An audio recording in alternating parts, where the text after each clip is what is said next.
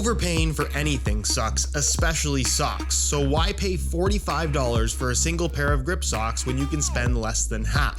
Pure Grip Socks Pro feature our best materials for optimal fit, moisture wicking, and performance at a fair price, just $16.99 a pair at puregripsocks.com. How do you take one of the best football boots you've ever made and turn it into something totally mediocre? Well, the answer is inside this box. And feel free to disagree with me along with reasons why down in the comment section, but ladies and gentlemen, the Adidas X Speedportal Plus that I have here in the latest Beyond Fast Pack colorway, in my opinion, is a pretty big step backwards from what was arguably the best laceless football boot of all time in the X Speedflow Plus. Which is exactly what I want to talk about in today's video. Where exactly have Adidas gone wrong with the Speedportal Plus? There's also a few positives to talk about where I think they have made some nice improvements, and of course we'll take a look at how they fit and feel on feet, ultimately determining whether or not the Speedportal Plus should be on your radar if you're looking for a new pair of boots coming from the now discontinued Speedflow Plus. If you're interested in learning more, please stick around, and if you are interested in a pair of these for yourself, you can pick them up below their normal retail price by way of some exclusive SR4U coupon codes by checking out the first link down below. Don't forget to like the video if you find it helpful, and make sure you're subscribed to the channel if you haven't already so you don't miss out on all my reviews of all the latest football boots of 2022. The first thing that really bothers me about the Speedportal Plus has nothing to do with the product itself, but more so the price tag. Instead of $275 that Adidas charged for the Speedflow Plus, as well as every laceless speed boot top-end variant that came before it, these retail for $280, a $5 price increase for seemingly no reason at all. There wasn't a $5 price increase to the Speedportal 0.1. I'm not sure why there's one here. To me, that's just gouging for no reason whatsoever. Is $5 really affecting their bottom line? I would venture to guess that it isn't, but they chose to add it on anyways. And to put that into perspective, if we look at every new model football boot that came out this year, the only one that saw a price increase from the previous generation that it replaced was the Speedportal Plus. On a more positive note, the Speedskin 2.0 upper of the new Speedportal Plus I think is fantastic. It's significantly nicer than what you're going to find on the 0.1 variation, despite being called Speedskin 2.0 as well. But if we are comparing it to the Speedflow Plus that it replaces,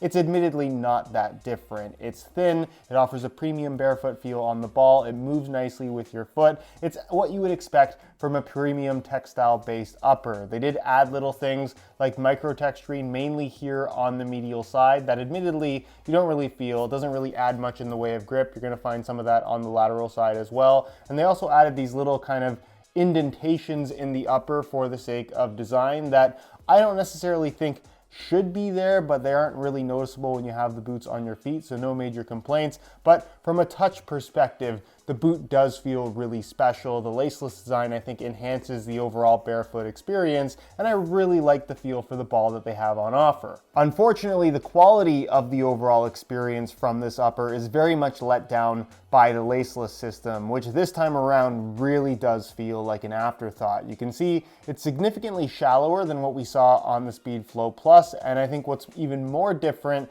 is the fact that it doesn't have that polyurethane top layer anymore, meaning that it's just a thin layer of prime knit that's super stretchy and really doesn't have much lockdown whatsoever. Pair that up with the Carbitex insert in the sole plate that is stiffer than average, and what ends up happening is when you bend your foot, all of that pressure goes to this stretchy part of the upper, and you lose lockdown, you lose responsiveness, you lose that secure one-to-one sensation that you expect from a pair of top-end speed boots, certainly ones that cost $280, and in general, it's just a major downgrade from a fit and lockdown perspective when compared to the Speedflow Plus that it replaces. Not to mention, they've also increased the width and volume of the Speedportal Plus, which we'll talk about a little bit more during the on-feet portion of the video, but when you pair that up with a laceless system that doesn't do the best job of holding your foot and securing it in place, you end up with an even sloppier fit than you would have otherwise had if they just maintain the same shape as the previous generation.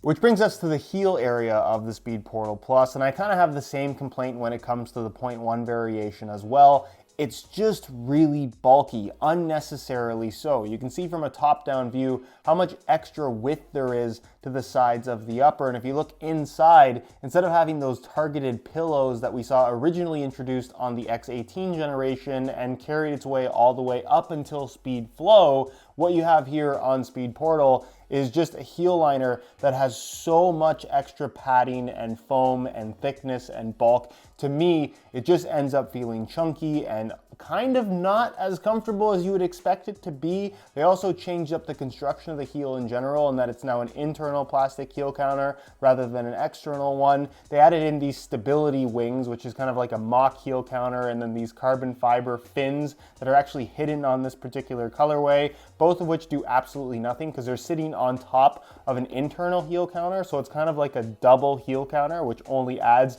to the amount of material, weight, and bulk that you're going to have at the rear of the football boot. I just think that the old design made so much more sense. This looks quite cool, I'll admit that, but also upon further inspection, it is really, really wide. The widest point of this football boot is in the heel, and I don't think that should be the case on a $280 pair of speed boots. I like the low-cut construction, no issues with that, and honestly, even the heel lining material is quite nice. It's that kind of reverse Velcro, the slightly rougher type texture that we're used to seeing on their laceless models, and they added these little grip texturines there. But you'll notice too that the grip texturines are scattered throughout, but then they also put the size tag in an area where it covers up all the grip texture. So it's there to do something to grip your socks, but only in parts where the size tag isn't covering. So it's kind of a weird little thing that they've done there. Nonetheless, I don't think that it helps the lockdown all that much, just because there is such a lack of tension from this laceless system. And in general, I just question what they were thinking in terms of making so much bulk around the heel of this football boot.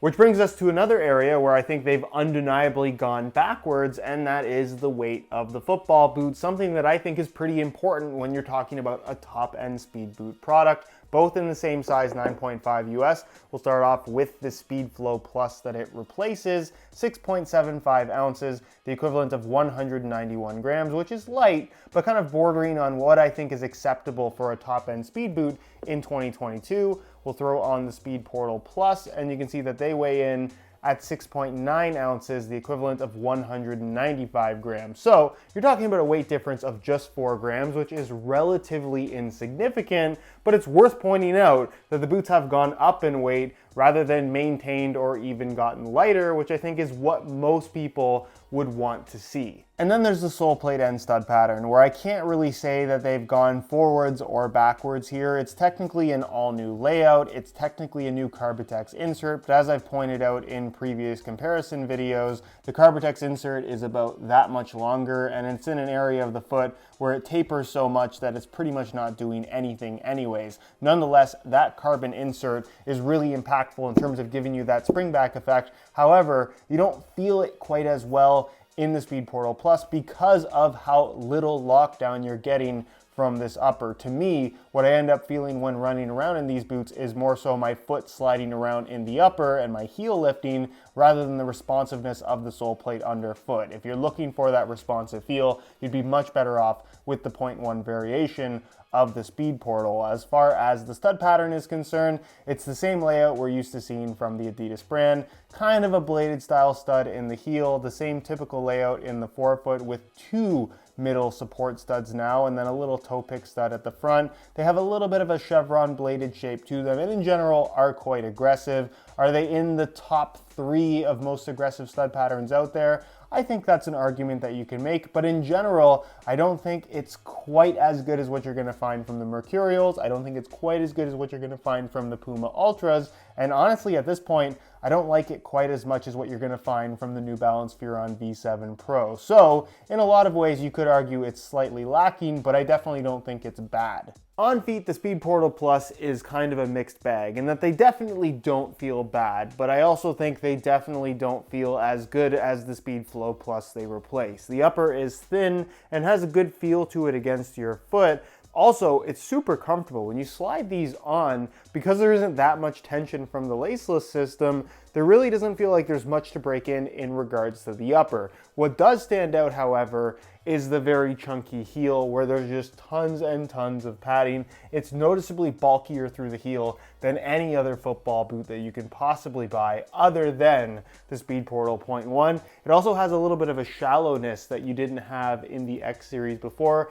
which is not something that I'm personally a big fan of. When you start running around, however, that's when you really notice the flaw in this laceless system, and that it just doesn't provide much in the way of tension. As soon as your foot bends, it stretches a ton and you lose all lockdown in the heel. Immediately, my heel lifts off the back, not to the point where it's going to fall out of the football boots, but it definitely doesn't feel secure. The boots don't feel nearly as responsive as other top-end speed boot alternatives, including the Lace Speedportal 0.1. And for me, at $280, it's just not acceptable. Again, totally a step backwards from the Speedflow Plus that it replaces. The sole plate underfoot feels fine, but again, the stiffness of the sole plate is not accented nicely because of the lack of lockdown from this laceless system. From a width perspective, there's definitely more width and more volume when compared to the Speedflow. However, I don't necessarily think it benefits the overall fit of the boot. I just liked the feel of the previous generation more,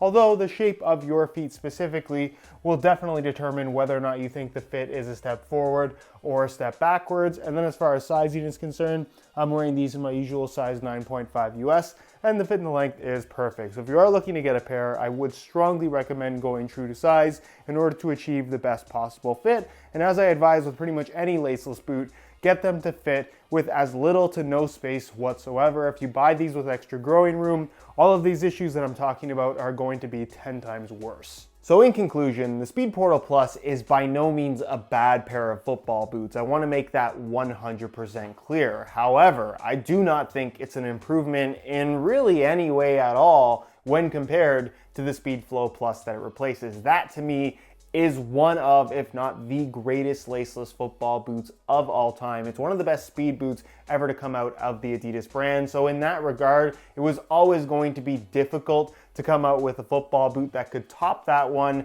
However, I feel like the changes they've made here are for the sake of kind of gimmicky marketing technologies that don't actually do anything, and the end result is a product that is definitely worse rather than better. If you have the Speedflow Plus right now and they don't need replacing, I would not recommend replacing them, certainly for a pair of Speedportal Pluses. And if you're on the market for a pair of laceless football boots in general, I honestly, at this moment in time, don't think Adidas is the way to go. Believe it or not, if you must have a pair of laceless football boots in 2022, the ones that I would personally recommend over these and anything else Adidas has on offer is the New Balance Tequila V4 Pro, available in regular as well as wide fit. And I know what you're thinking, those are not speed boots, they're probably way heavier than these.